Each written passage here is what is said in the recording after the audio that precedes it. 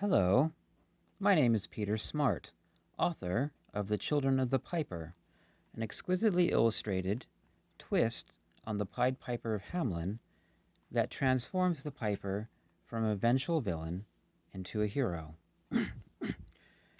Today, I will read Chapter 1 for you.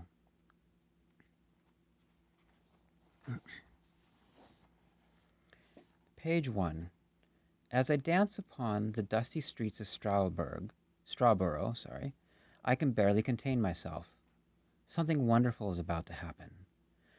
Those who are dancing with me, they can sense it too. As we stomp and twirl around, enchanting melodies that only we can hear move through our bodies and stir our very souls. Wondrous visions fill our minds that make the bleak and dreary world around us seem to just fade away. As we all dance together in bliss, I know that soon his tune will finally call us home. But I am getting ahead of myself in the excitement of it all, and I hope that you will forgive me. My name is Sofia Müller, and I was one of the children from the town of Hamelin who followed the Pied Piper into the depths of the earth 227 years ago. Many people have claimed that he was a monster who led us all to our doom, but they were wrong about who he was and what really happened to us. And it is time to set the story straight.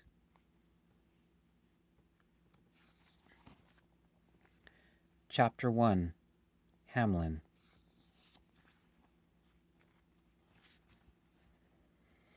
Poor little Hamette quietly sobbed as I held her close and did my best to comfort her. We were in a little nook on a side street where people rarely came. The clippity-clap of horse hooves could be heard on a cobblestone street off in the distance. But here we were safe where no one knew where to find us. Hamette was only 5, and she was my little sister. You see, long ago, during the Dark Ages, medieval Europe had no laws to protect children like it does today, and the adults in this town, and sometimes even our own parents, did not treat us very well. I was only 13, but it seemed that I was the one who the children went to when something bad happened to them, whether it was a bruise on their leg, a welt on their arm, or something worse. The town of Hamelin was filthy. The adults didn't seem to care about or have any concept of cleanliness. They would just throw their food scraps out onto the streets and did not care if it happened to be where someone was walking, especially for us children. Often we would have to duck or jump out of the way whenever we passed by someone's house.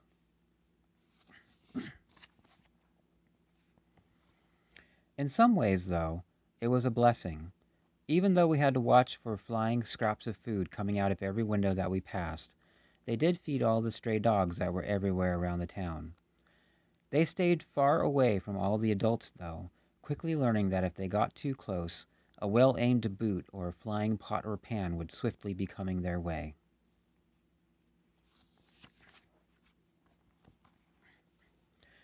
Even though the stray dogs stayed away from the adults, they loved us children and became our adopted pets. We played with them in the streets, by the pond on the outskirts of town, and splashed with them in the creek on hot summer days. They were our friends and would defend us if we were in danger. And whenever we felt sad, they would try to cheer us up by wanting to play. Or they would just sit with their heads in our laps and a sad look upon their faces, as if wanting to tell us that everything would be all right. In fact, I don't know if we would have been able to survive the hardships that we endured here if it were not for our loyal furry friends.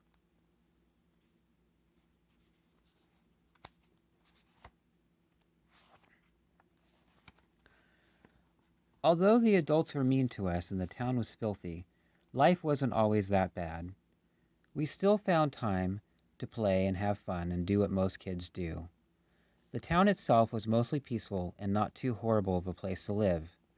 But then one day, everything changed. The rats came in. They came in hordes. They raided the pantries and got into the cupboards. They ripped up the curtains and devoured the cheese. And the smells from their messes made us all sneeze. They scurried under dresses, causing women to shriek, and they snatched toys from cradles without making a peep. They made nests in the attics, scratching and squeaking while we all tried to sleep. They chewed holes in the walls, evading our traps, and they fought with the dogs, even stealing their scraps.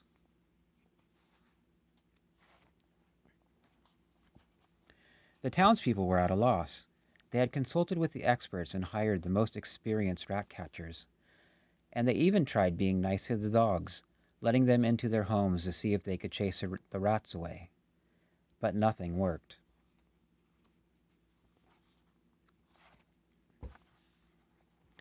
Then something happened that would change my life forever, but I didn't know it at the time. A mysterious stranger came into town. His old and ragged cloak was made from camel hair and tied around his waist with a crude rope. It was torn in many places and covered with tattered and colorful patches. A hood covered his face, and as he walked down the cobblestone street leading to the center of town, many people shrunk back and gave him a wide berth, often looking away and making the sign of the cross. As he passed by, the soft ringing of tiny bells surrounded me and sent a thrill up my spine. When he entered the town square, he called for the mayor, who scrambled out of his fancy home, still in his pajamas, even though it was 10:30. "Who are you to disturb my quiet morning?" bellowed the plump mayor, two chins rolling as he spoke. As the townspeople gathered round to watch, the tall man pulled back his hood, revealing a young olive-brown face framed by long golden hair. His clear blue eyes seemed to see right through everyone there, as if he were aware of their deepest and darkest secrets.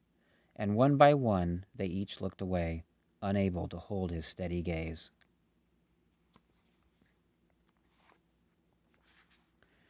It was clear that this traveler was not from around here, and yet when he turned to the mayor and spoke, there was no sign of any accent. "I have come to rid you of your plague." "You mean the rats!" Suddenly the mayor changed his tone and became very kind and courteous. "Please, my good sir, come into my humble home and we will discuss the matter further." "There is no need. It will be simple enough and we can discuss it here." "May I inquire as to how you will do this when the greatest rat catchers in all the realm have failed miserably?" The curious visitor paused and looked at the mayor before answering. "I will lure them away with a song, an enchanting melody that will weave visions of a magical world within their minds, a wondrous place filled with sweet scents and all sorts of delicious morsels, where they will have all of the food they can possibly eat." Most of the townspeople who were gathered around laughed at this, and the mayor himself held back a smirk. "And how much will you charge for this magic trick?" the mayor asked. "I do not require any gold or silver, only a promise." The townspeople stopped their snickering, and the mayor became more serious. "Well then, what would be this promise that you speak of?" The mysterious foreigner cast a slow and compassionate gaze over the crowd with his deep blue eyes. Then he turned back to the mayor. "To rid your town of rats, I ask for only one thing, that all the adults in this town treat the children in it as they wish to have been treated when they were once children themselves."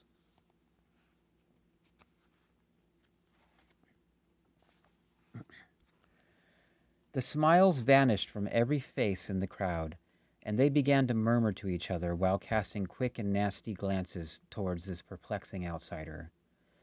"Quiet, you fools!" the mayor's voice boomed out, silencing their murmuring. He turned towards the ragged man.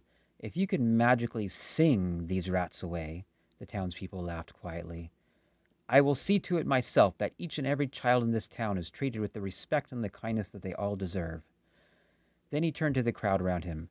"Do you all agree?" They looked around at each other, murmuring again.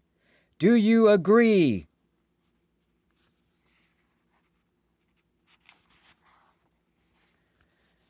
The visitor solemnly raised his hand. "Do not make this promise lightly, for when you make a promise, you are making a promise to your soul. And if you break that promise, the cost can be very dear indeed." The townspeople looked uncomfortable as they quickly glanced around at each other and then back to the mayor again. And then slowly, one by one, they each reluctantly agreed. That is the end of chapter 1. And I hope that I have piqued your interest enough to want to know, to want to find out what happens next. If you are interested in getting this book, you can go to Amazon. I have a link in my description. Or if you're on a smart TV or something where you can't get to the internet, you can also search for Pied Piper, and it should show up at the top of the page. This could be a wonderful gift for any child in your life.